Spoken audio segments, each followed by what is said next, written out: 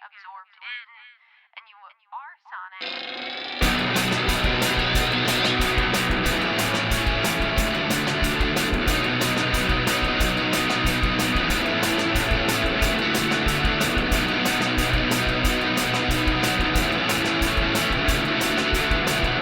What's up, everybody, and welcome back to No Repeat, a podcast where we pick 3 songs every week with no repeats and no do-overs to create a perfect playlist for every occasion life throws at you. Joining me are my co-hosts Tyler Reed. Oh man, guys, I sure am glad that the American Empire has finally dissolved. It's finally in ruin. Life can begin anew. From these ashes, we will rise up and begin a new nation.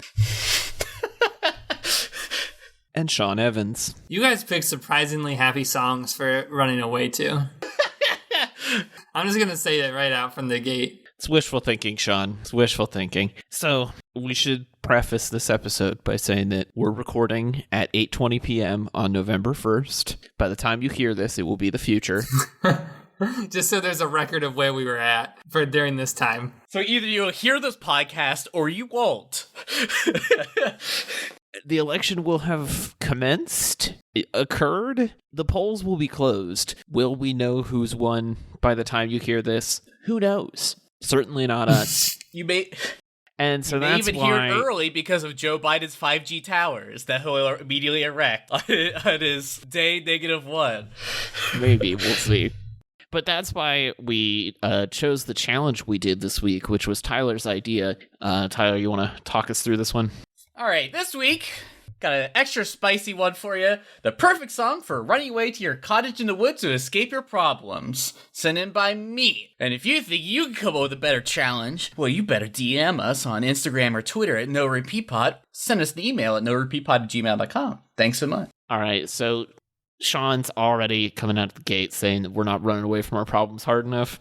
I am fully in, comfy sweater, warm blanket mode right now, you guys. As we have come closer and closer to this election, I have lost all ability to handle anything serious in life that is not related to coronavirus or the election. My work productivity is down. My school productivity is down. I can't read. I can't think. I can't do anything. I am just purely in, give me the most comforting thing mode. I have watched so many old episodes of The Simpsons. I have watched 3 seasons of The Simpsons in the last 3 weeks. This is just comfort food time for me. And so I wanted to approach this challenge as I am in this cottage in the woods. I am in my happy place. I am insulated from the world and just feeling better about things.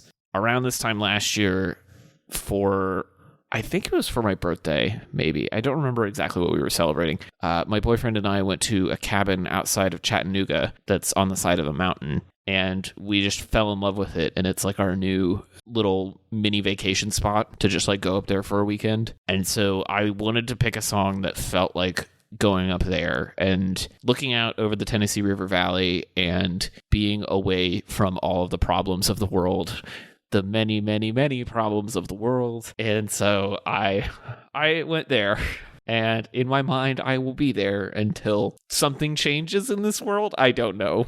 Where are you guys? How are you doing? Are you okay? So it was my challenge. So I'll describe my intent behind it. I was this was my sort of roundabout way of making a cottagecore challenge, which, if you aren't familiar, cottagecore is an aesthetic inspired by a romanticized interpretation of Western agricultural life. Why didn't you just make this? No, you see, you're making this a new challenge. I got the memo. No. I think you didn't get the memo. That was coincidence. I mean, everybody knows this because literally time changed last night, but a stopped clock is right twice a day, so... I mean, it doesn't have to actually matter. I mean, I still think... I'm just telling you that's what I was intending it to be as. Because, things that cottagecore people say is, I don't have a dream job. I dream about living in a cottage, making soap and painting titties. Capitalism is a nightmare.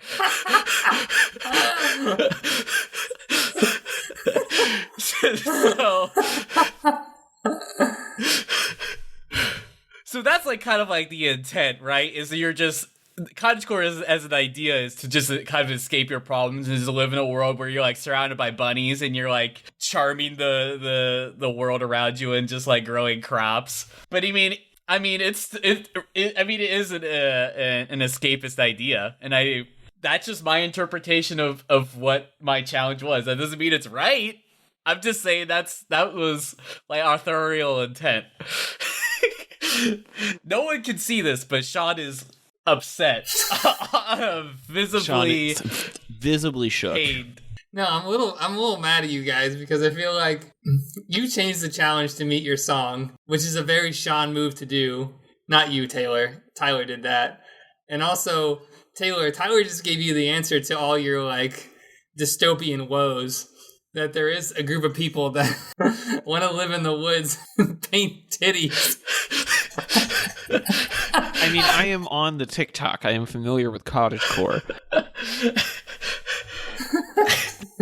I'm not saying I could like fully commit to the cottagecore lifestyle. I'm saying I could weekend as a cottagecore person. What's the thing where you called where you're moonlighting with cottagecore? That's fine. Yes, that's exactly what it is. Part-time cottagecore, that's fine. He's a weekend warrior for cottagecore. Yeah. So Tyler's You guys are posers. joining me in the cottage, is what I'm hearing. I really focus on the cottage part. I was specifically about my intent on the way that I had written it, but that's fine. Meanwhile, I don't think Sean, this isn't gonna be a challenge where I'm gonna crucify anyone. Let me just be clear. Sean, what are you doing here? Well, see, I guess I just interpreted this more literally. So the perfect song for running away to a cottage in the woods to escape your problems. I thought of a song that I would literally probably run away to. Yeah, you're a cottage in the woods to escape my problems. Yes, I didn't do a folkcore revival song. You're putting the emphasis on the verb, not on the noun. It's fine. It's fine. Let me just say, It's a valid interpretation of the sentence. the musical genres that like people associate with cottagecore are completely nonsensical and don't matter. Just to be clear, because it has This isn't a Foxes. cottagecore challenge. Is what I was saying. Dr. Dog, Mitski, Sufjan Stevens. See, look, he's trying to make it into a cottagecore challenge, and really, what he should have just picked. He should have said this. I'm just saying. I'm letting you know that you. No, I get what he's trying to say. He's trying to say that your song could be whatever you want it to be because cottagecore doesn't have a definition either. No. I get what he's trying to say too. But what he keeps using this term cottagecore as if it's the challenge, and that's not the challenge. That's fine. My song, I'm going to talk very little. It's called drive-through voting, not curbside voting. Where's the curb? Where's the curb? When I talk about my song, I will not focus on that aspect of it. So let me just be clear. I have thoughts about my song. So we're good. We're good. Okay, listener, you can clearly hear the tension in the room. I should just go first. I actually disagree. I think we should take this as a sort of fantastical journey, if you will. So we'll walk through the process. We'll use these songs to tell a story. So if Sean's song is the first part of the sentence, running away, I think he deserves to go first. So this week I chose Only a Shadow, which is actually by the Cleaners from Venus, but this is a cover by White Reaper.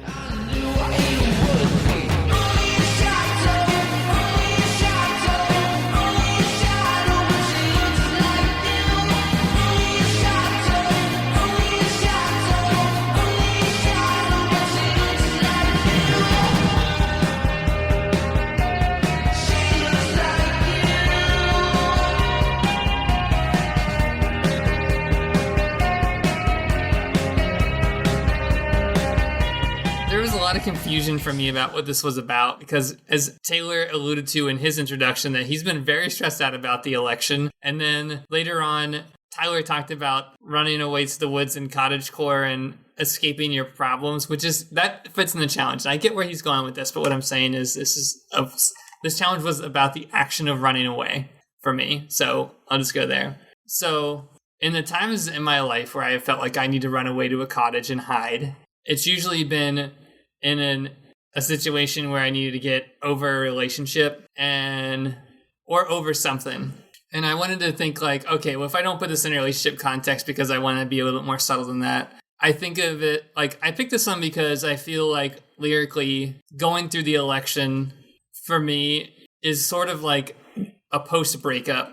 And I've heard, I don't know if you guys ever heard this, like if somebody breaks up with you, the most that you'll ever be in love with them is like right after that, right? Because now you like want them back. So you're like really, you're trying even harder if you want to maintain that relationship. I don't know if you haven't, I don't necessarily know if I believe that's true or not, but whatever. It basically makes you, Especially if they ghost you. but it makes me like reflect on stuff. And I think having the election come up and seeing that there are like two choices, one that I very much was not going to vote for, and the other one that I'm like accepting. Not that I don't like him. It's fine. It kind of makes me feel like I've like, that romantic self, like what I actually believe, like on the spectrum where I actually fall. I'm like, now I'm like really in love with it, right? Because I'm like having to explore this more and think about where my differences actually lay and what I have to do in order to compromise like what I actually want to have. And I just think lyrically this does it for me. It is in like the form of a romantic relationship probably, but that's fine. I think you can, that's the beauty of songwriting, right? Is that you can have all these different interpretations of your artwork, which is probably great and terrible. But the other thing that I really love about this song is that every guitar lick in this song is absolutely an earbug. I feel like I remember this song from like maybe a soft rock hits when we were kids or something, but it like I found it the other day on Spotify when I was listening to, there's another song on a playlist from White Reaper that I have. And this cover was very much in their style, but they did a really good job, I felt like, of having it. It's a good cover, is kind of what I'm saying. Like, does that make sense? Because the original is like beautiful in its own way. And I kind of like how the old one, or the original one is so, oh man, how would I say it? Like, it's so flat. Like, it sounds like it was recorded on a cassette deck. It's like there's a lot of treble, there's not a lot of bass, and then I think that's why I like this one a little bit better, is because you really get a better mix of the song. And I feel like I've seen other bands in researching for this. I watched a couple of other bands, like this song has been covered quite a lot, and I've watched like live performances of it. I've heard the original. I've watched the original. I picked White Reapers for that reason because I thought it was mixed beautifully.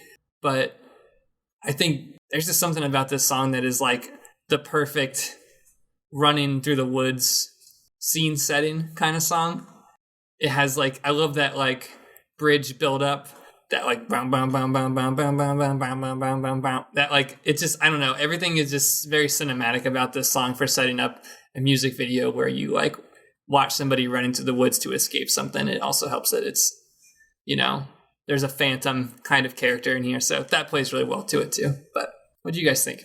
So I spent Halloween last night listening to a bunch of goth rock, like Cure and Susie and the Banshees and that kind of stuff. And this feels like a great update on that sound. This feels very much like a Cure like bass line and guitar part. I've listened to a little bit of White Reaper in the past, and I was struck with their original songs at how well they channel that 80s nostalgia. And I think this is almost better in that channeling than some of their original stuff, because it's just such a, like you said, it's such a well-written song. It's so like tight and concise that it gives them this space to play with textures that I find really interesting. I love all of the echo. It feels really huge. It feels like forlorn and kind of yearning, which I think fits the initial part of this challenge, right? The running away from your problems part. Totally get that. Like, when it came in, I was kind of like, oh, White Reaper is...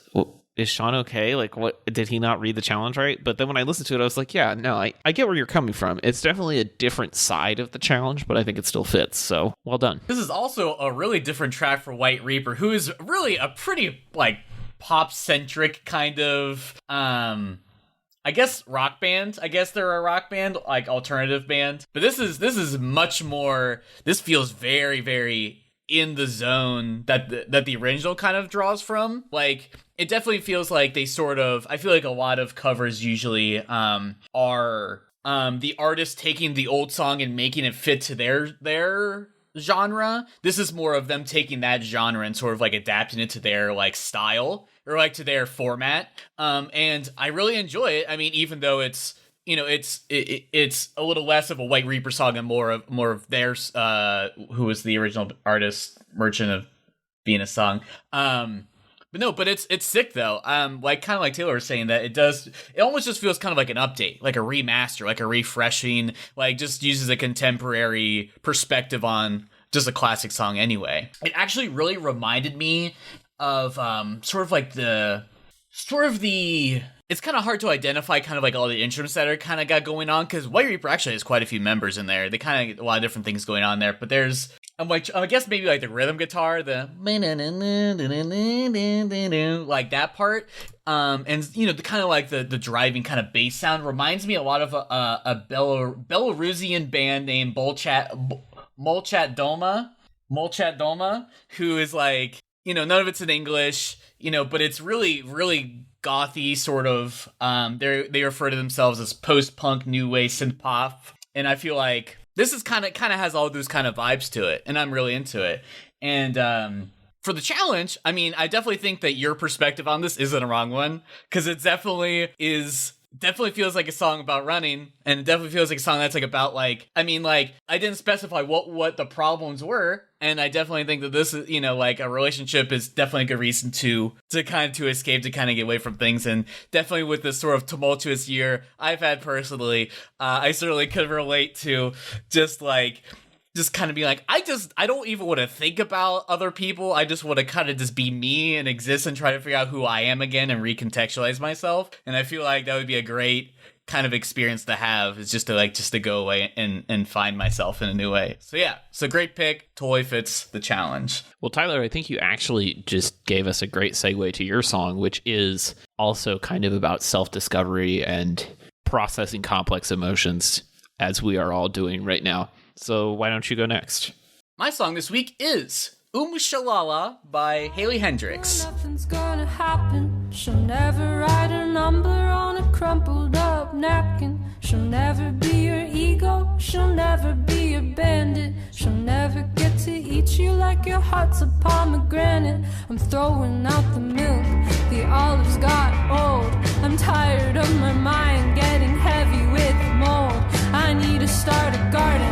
I need to start a garden. I need to start a garden. I need to start a garden. So I originally found the song flipping through Cottagecore playlists because, I mean, at the idea that's what inspired the challenge from me. But I kind of stumbled upon this one, and it sort of like kind of breaks from the traditions of what you would consider to be cottagecore, I would say. And also, it sort of breaks the format for Haley as an artist as well. This is sort of a song she kind of came up with just to kind of as like a creative stretch. Usually she's a little more down tempo, a little more wistful, you know. But this is sort of an upbeat song, and it definitely feels kind of more just kind of fun.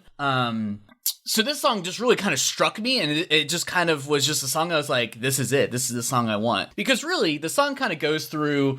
there's a lot of kind of the progression of the song has like a narrative element to it, because the narrator, Haley, I assume, is sort of like talking about these same sort of things. She's talking about the milk's gone sour, you know, she's had these olives, you know, she just kind of talking about different like different things that are happening in her life, and then just kind of slowly you can kind of get like a "don't hug me, I'm scared" kind of vibe to it, kind of towards the end, in which she's just has like a breakdown and just is like, I need to start a garden. And I think there's something about sort of like the the start of it where it's just kind of like, oh, sometimes, these things are kind of bad, but it's okay. And it just kind of feels like almost these problems are just kind of mounting. These kind of like everything kind of like bubbles up, and it just feels like there's just like an explosion. And I feel like that's kind of how I felt a lot during this whole process. And almost even today, I've just been like,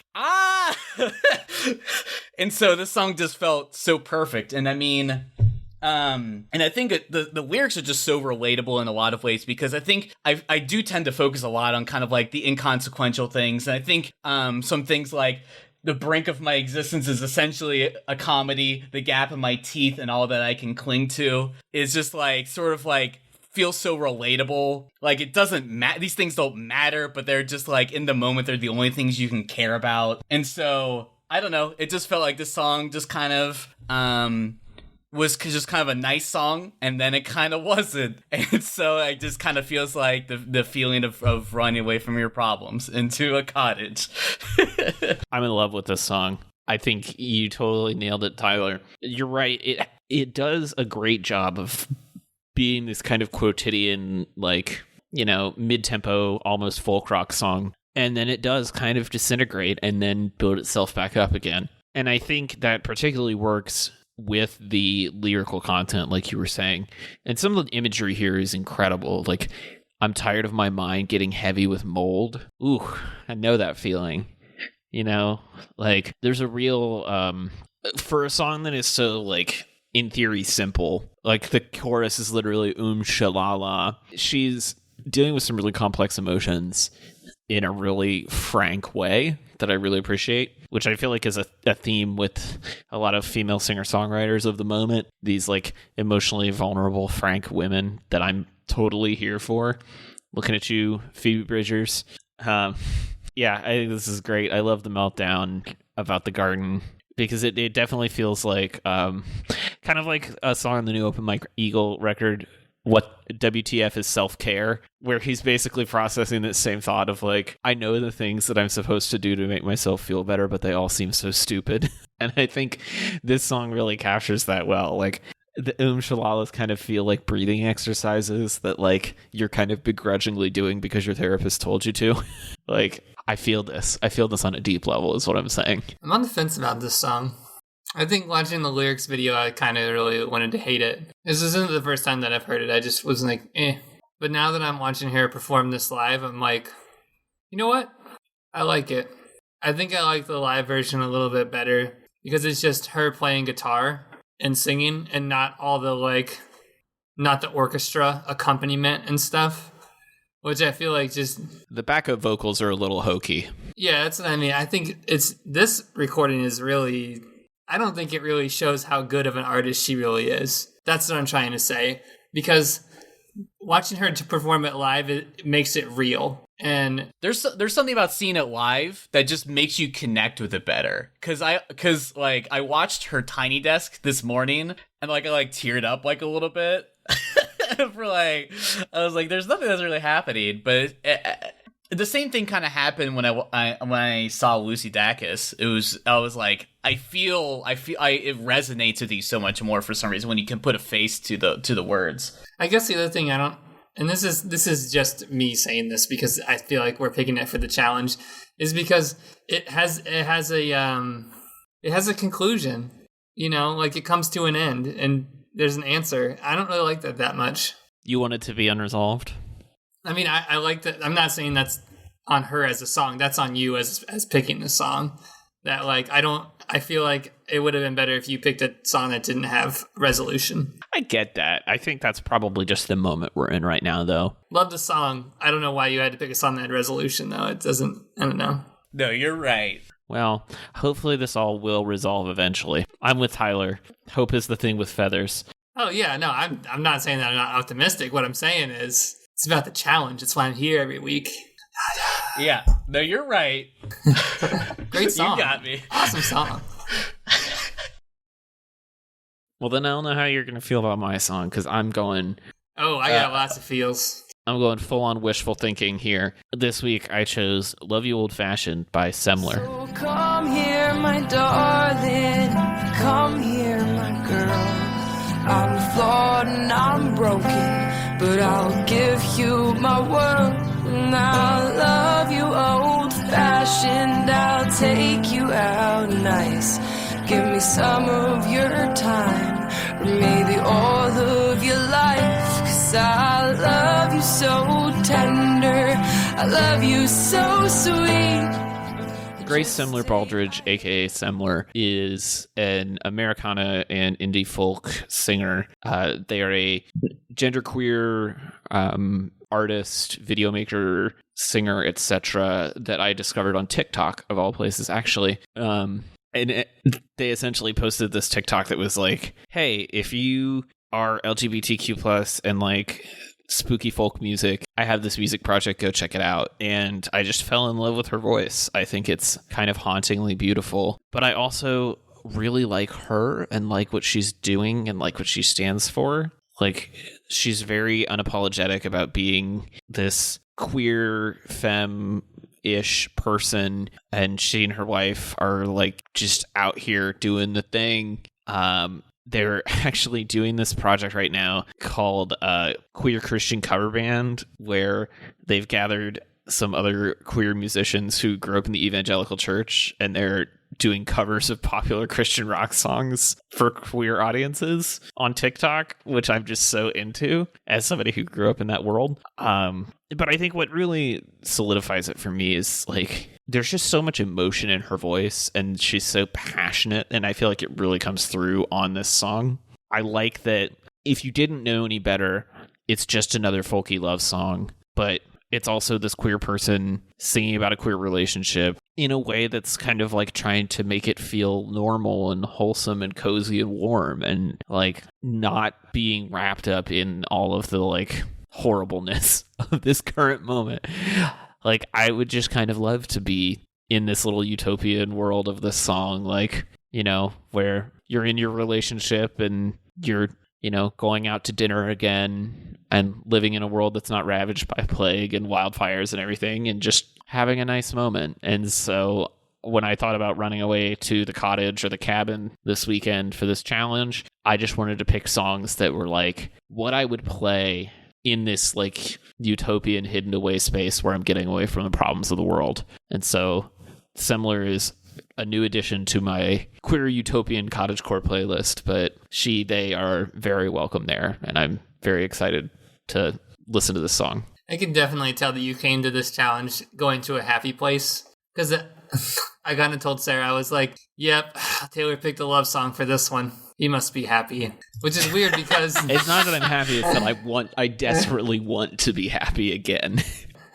Well, yeah, that's what I mean. I think in furthering that point is the song is you going to your happy place, not so much that you're going there because you're like happy, it's because you need to escape the negativity. But yeah, no, this is really interesting. Sean has an inescapable darkness that only he can only have a haunting, actually. It's too earnest for him. A respite from the pain is all he can muster. That's the difference here, is that there's an ever-looming darkness for Sean, where Taylor can somehow just... Sean, life is struggle Evans. See, you guys are coming from this with cabin core, and I was coming from this with like acoustic Smashing Pumpkins. So like... That's also fine. But no, I thought this is a lovely song. I like it. That's acoustic. I like... Yeah, it must be nice to be in love. And not be alone like Tyler. I mean, it's almost too sweet for me. I'm just like, oh, yeah, we get it. We get it. Can I get sprinkles right on top of my brownie sundae? It's enough. But I mean, like, you're right. I mean, it's a cute ass song. What am I supposed to say? It definitely is. I mean, we definitely chose different perspectives. We are a fully realized character in this episode. There's the light and the dark. There's the gray. You know, it's like we have a full personality, and we're each exploring it in a different way. It's like we're three individual peoples from different backgrounds and different perspectives. Wow, incredible. So, I think this is, aside from it being too syrupy sweet for me, I mean, it's a good song. I mean, I enjoy it. I mean, what's interesting is that just to talk about, I guess, her work in particular, there's a quote that's like inspired by like Korn. Like there's like a wide range of artists that they're like inspired by, like Willie Nelson and Korn, and I'm like, I definitely don't hear any Freak on a Leash in any of their songs. That's all I want to say. It could definitely get darker, is all I'm saying. But no, I mean, it's cute. It definitely is the most positive possible spin on this challenge imaginable. So, I mean, I guess that's good. Such a complicated backstory to this song, too. I feel like it makes it more special once you've explored it more. That's true. I did watch the music video to this, and I was like, oh, it makes more sense now. Because they're also sort of, in a way, running away, and sort of, they're traveling, they're going places. And I was like, oh, that's kind of nice. Yeah, I mean, I think I have always been kind of impressed by, like, the story behind the song as much as the song.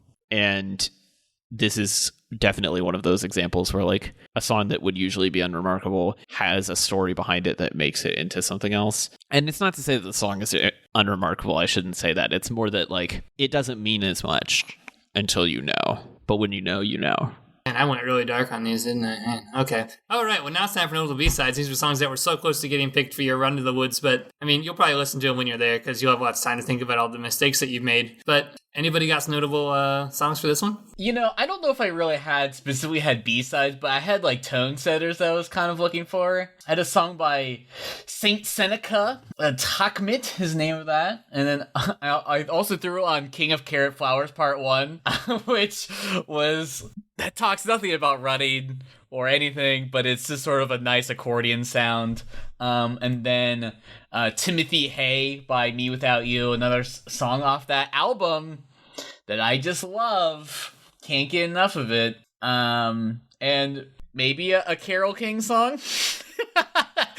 I also had a Carole King song. Which one? Interesting, incredible. I fully acknowledged her existence like this weekend, so that was kind of a weird moment that I'm doing my best. Well, like Tyler alluded to, I also had a Carole King song. I had It's Too Late off of Tapestry. Change by Blind Melon, which is one of the all-time great 90s alternative ballads for my money. Can't Do Much by Waxahachie. Her new record is really great. Lots of country influence on that one. New Romantic by Laura Marling.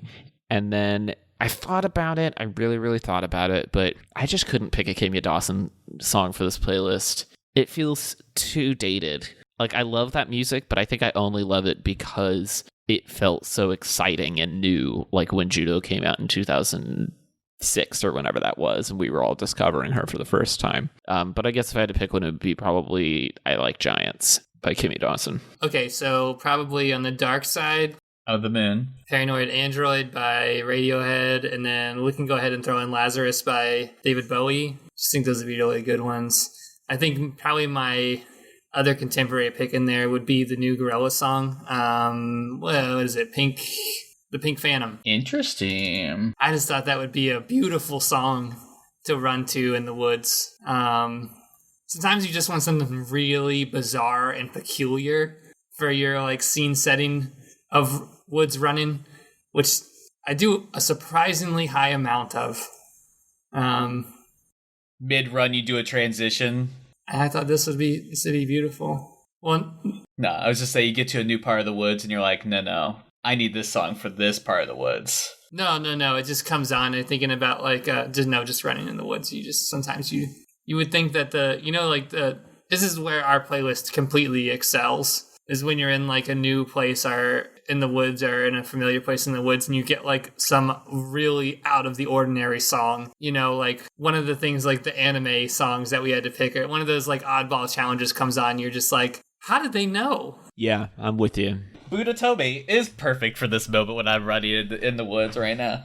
It's like sometimes you just want a yellow starburst, you know? There's never an occasion for it, but sometimes you just get it and you're like, this is so right. Double yellow. But never grape. Grape anything? No. Well, if you want to hear more of our thoughts about all of the various different songs on our very long playlist, you can get those on our Patreon exclusive podcast, Billy J. Armstrong's Middle School Notebook. We're going to go record it right now. But if people want to find the other stuff you do besides podcasts, Tyler, where can they do that? Hey everybody, you can find my design and illustration work at rudepets.club, and as always, you can find me on the socials as Rudepets Club on Instagram and Twitter. Sean, if people want to look at your pretty pictures, where can they see them? Find me on Instagram at TellySean. And if you want to talk to me about literally anything that's not the election, please do on Twitter at TC Olmstead. And I hope you're all safe and okay in the future, and I guess we'll talk to you next week on another episode of No Repeat, maybe, I guess. Who knows? We'll see what happens.